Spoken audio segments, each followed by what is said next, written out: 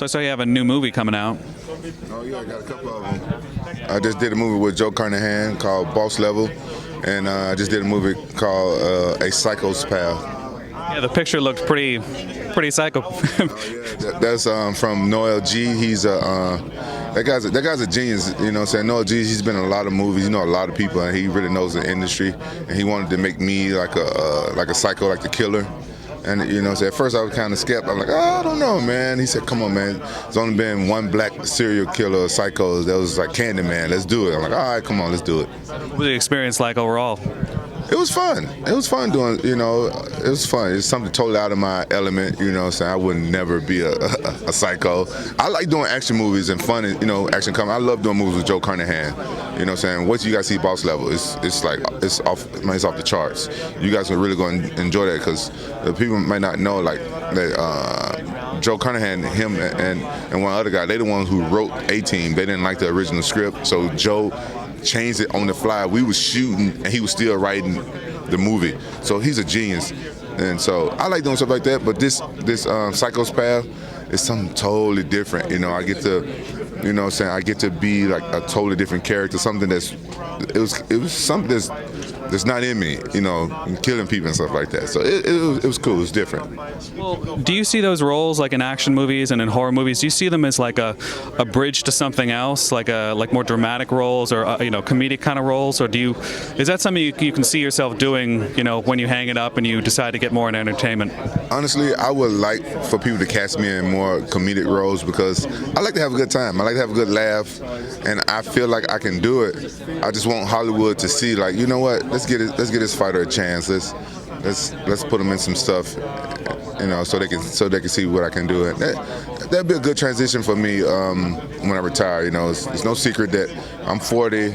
I won't be in this sport I love much more longer. I got my son coming, so you guys will have another Rampage soon, but I gotta get him ready. But it's gonna be time for me to lay down the gloves here pretty soon. I would love to keep entertaining my fans by doing movies and stuff. But you know, I'm not like one of those uppity, nose up, stuck in the air people. So if Hollywood don't pick me up, I like doing it. So I do like those small budget, low budget films. I do it myself, try to sell it to Netflix, go overseas with it. I'll probably be doing stuff like that myself. I invest in myself and make the movies myself.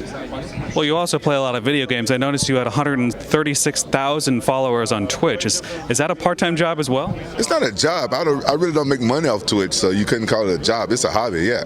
And when I stream, I don't make that much money. I don't have that many viewers when I stream, you know, because I'm not like a pro gamer. So I guess the Twitch fans, I guess they want to watch people that are really good. I'm mediocre, you know what I'm saying? But I have fun. We laugh and we joke around, which is good, and that's why I have like the following that I have. People, what it is, I think people from all over the world, you know, come tune into my stream because I can't, you know, it's different time zones, right? So they can't be there when I'm live. So they'll watch it later. And so I can't interact with those people, but they tell me later, like, man, your streams are so funny. You know, I get killed a lot and stuff like that, and I'm getting better at some games, and I do some good stuff. I surprise people a lot. They're like, wow, he's pretty good, but because they don't expect me to be good at all. People don't expect for me to be a gamer. Like, I've been playing video games for 35 years. You know what I'm saying? People are like, what, you a gamer? Like, just because I'm a fighter don't mean I don't game. And some people come to my stream like, shouldn't you be training right now? It's Sunday night, 6 p.m., and then people say stuff like that. Shouldn't you be training right now? People don't understand when you're a fighter, you can't train 24 hours a day. You got to have hobbies. You got to be a regular human being. Like, and I got time for a lot of stuff. I got time for sex, you know, restroom breaks, you know, walking my dogs, playing video games, playing with my toys. You know, people don't understand that. So, when your last fight with Vandelays couldn't have been any more decisive in your favor. Like, it was pretty emphatic. So when Bellator offered you this fight, what did you think? The only thing I could think was that they know the history of fighting. They know that Vandelay beat me 2 times before, and I only beat him once, so they knew I was going to jump on it. Plus, he's a stand-up fighter.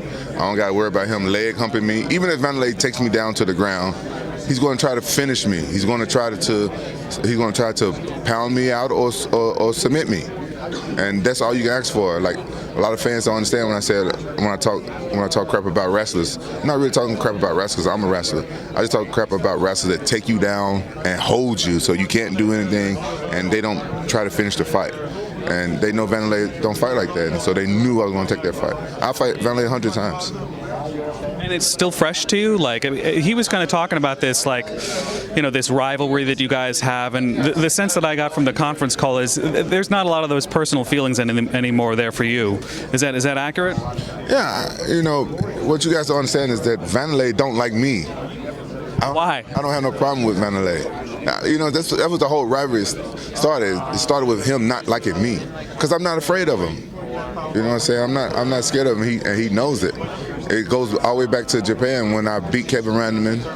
I was told after I beat Kevin Randleman, Vandelay was next for the belt, and I called him out right after that fight. And he came into the ring, he pushed me, and while I was talking on the mic, and Kevin Randleman came all the way back. It was going to be a big brawl, and that's where everything started. You know what I'm saying?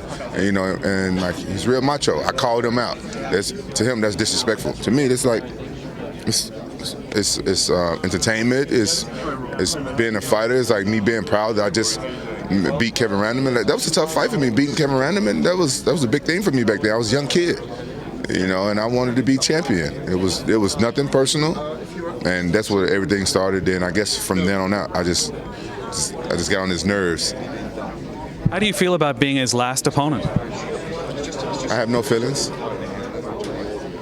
You don't care that he's retiring after this? It doesn't make any difference to you? No. I'm not surprised.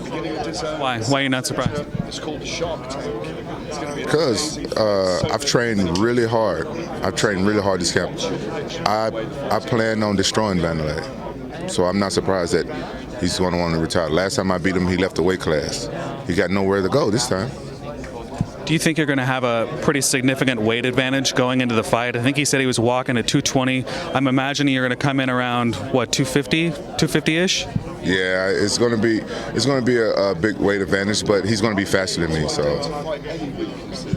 Have you watched any of his training footage? That's not something you do. I don't watch. I don't care what he's doing.